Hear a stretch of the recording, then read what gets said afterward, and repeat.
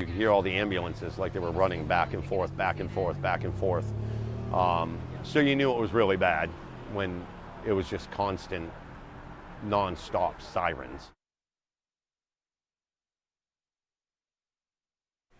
Hey friends, happy Thursday. Thanks for joining us for this 13 Plus FastCast. I'm Anna Orsini. And I'm Carson Courier. Thank you for joining us. So this morning we did receive an update from government officials, a lot of different law enforcement agencies about this shooting and kind of giving us the latest details of what we know so far. So we wanted to lay that out for you right now. The shooting took place at two different locations in Lewiston, Maine, a restaurant and a bowling alley. Police say they received the first 911 call at 6:56 Eastern Time. The caller reported a man at the bowling alley Spare Time Recreation Center. Just 12 minutes later at 7:08, dispatchers received multiple 911 calls from people saying there was an active shooter at a local bar and grill. Less than an hour later, the first photos of the suspect began to surface, and police were urging local residents to stay indoors and shelter in place. And we did also get an update from police this morning on some of the numbers that we're seeing when it comes to the shooting. So we want to go ahead and take a look at that right now, because we did learn this morning that 18 people were confirmed dead. Last night that number was 16, so 2 more added. 13 people are injured. So from police, we know that this is kind of what happened. They say 7 people were killed at the bowling alley. That was 6 males and 1 female. And then 8 people were killed inside of Shemenji's Bar and Grill. 1 person was found outside the restaurant, and the other 7 male victims were inside. 3 people either died on their way to the hospital or at the hospital. 8 of those victims have been identified this morning. And just for context, when we look at some of these numbers, according to the Associated Press, the entire state of Maine had 29 homicides in all of last year. And again, last night, in just a matter of minutes, 18 people were killed. And today, a manhunt still underway for that suspect in this case. Now, police are still looking for 40-year-old Robert Card. We know that many local schools and businesses are closed today for safety precautions. People are being told to stay in their homes, shelter in place while they're looking for this individual. LL Bean, which is headquartered in Maine, has also closed all of their stores and factories in this state. 3 different towns are currently under shelter in place orders. Police are telling people to report anything suspicious and to not approach the suspect if they see him, because of course he is considered dangerous.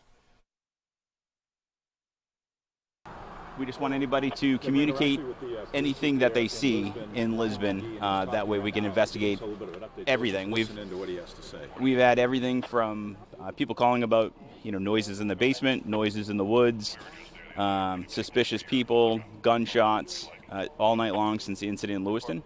We have our whole department working. I encourage everybody to call if they see something suspicious.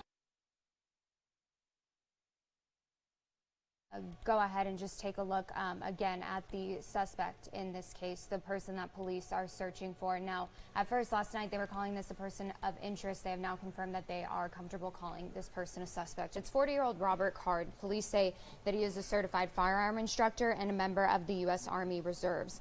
Military officials told the Associated Press that they actually became concerned about him and called police when he started acting erratically during training in mid-July, and at some point he had even made a threat to carry out a shooting at a National Guard base over the summer. We know that he was then put into a mental institution, a mental facility, for a couple of weeks and stayed there during that time. Now, an arrest warrant has been issued for him for 8 counts of murder. Again, they've only identified 8 of the victims in this case, so the rest of those will be, so the other 10 in this case, because there are 18 victims, the rest of the charges are expected to come down once they notify those people, identify those victims, and of course, let their families know what happened. So just continuing to search for this man today. Again, 40-year-old Robert Card is the suspect in this case. And of course, across the country, we're hearing the response to this shooting from a number of lawmakers, including President Biden. President Biden has ordered flags to be lowered to half-staff for a, quote, mark of respect for the victims of the senseless acts of violence perpetrated on October 25th, 2023 in Lewiston, Maine, end quote. Now, according to a proclamation issued by the White House. Now, this is still a very active situation, and a major story will be following throughout the day, probably throughout the rest of the week, as we're working to figure out more details about why this individual did this.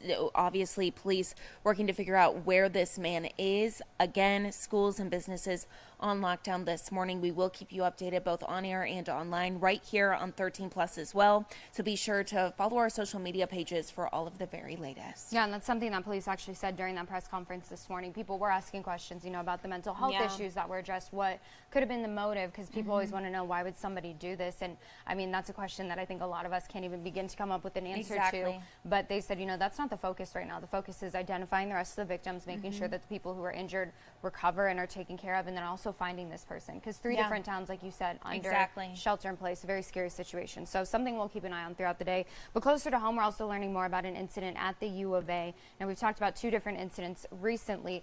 We do know one person was arrested on Monday for making a threat, but this was actually a different situation. This happened at the law school back in April. You may remember classes were actually canceled for a day because of this and then moved online for the rest of the semester.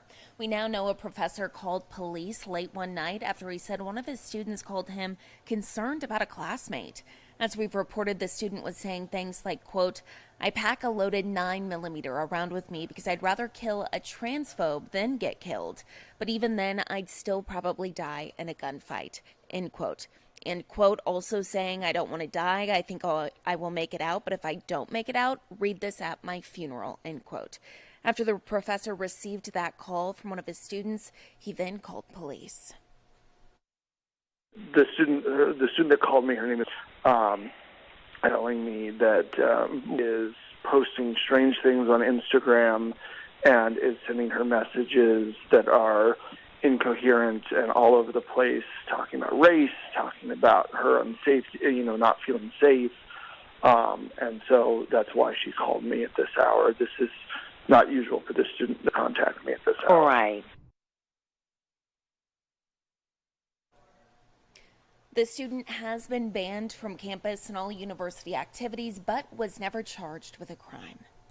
And something that we're following this morning, Tucson city leaders say the number of pedestrians being hit and killed on our streets is becoming a, quote, public crisis. 23 pedestrians have been killed so far this year. Although that number is lower than this time last year, there's a lot of concern that those numbers will just keep climbing. There were actually 3 deadly crashes involving pedestrians just this past weekend. And one driving instructor tells us that drivers, especially newer ones, need to be paying more attention. Down around Midtown Avenue and Fort Lowell, there's that Circle K over there, and that's a really busy area. A lot of transient homeless people down in that area, so you really have to be careful.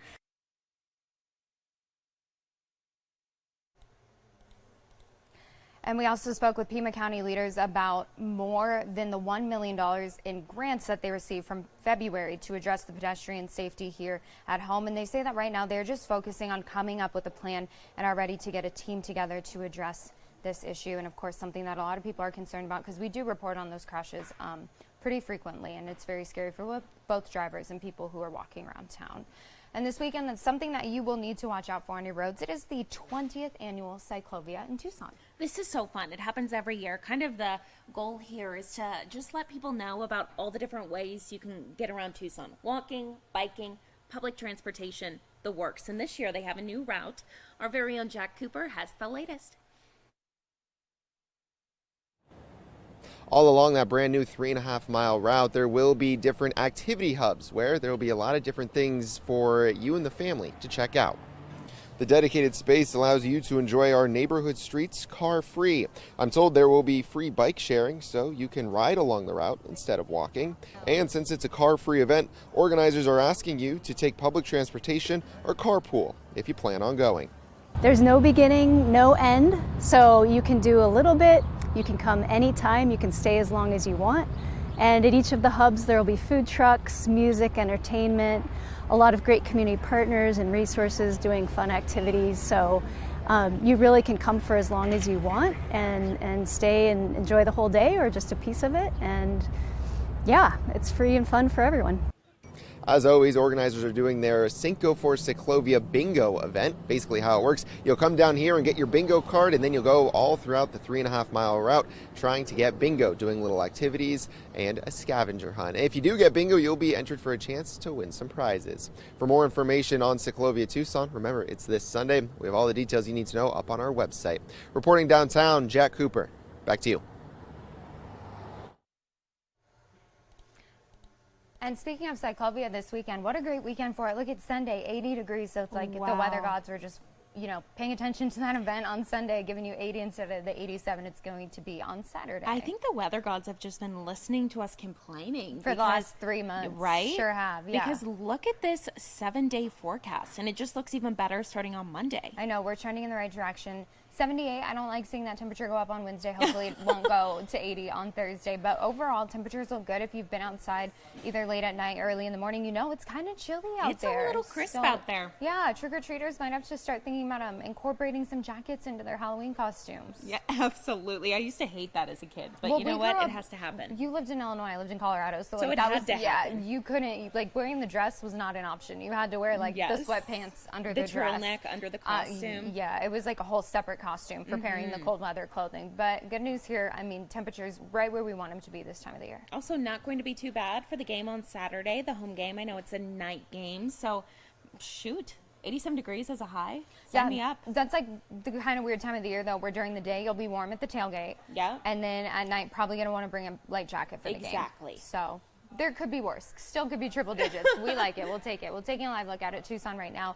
And those beautiful conditions that we are seeing. Trees aren't moving, which means it's not breezy out there. Temperatures quite all right. 82 degrees for your high today, and then 55 overnight. We like what we see. Of course, we are going to continue tracking that story out of Maine today. Absolutely heartbreaking news there, and we'll bring you all the latest at 2:30 with Carson. Of course, also keeping an eye on the manhunt that's underway right now and hoping that that comes to a conclusion sometime soon. Absolutely. Tune in at 2:30 and coming up on 13 News at 3 at noon for the very latest.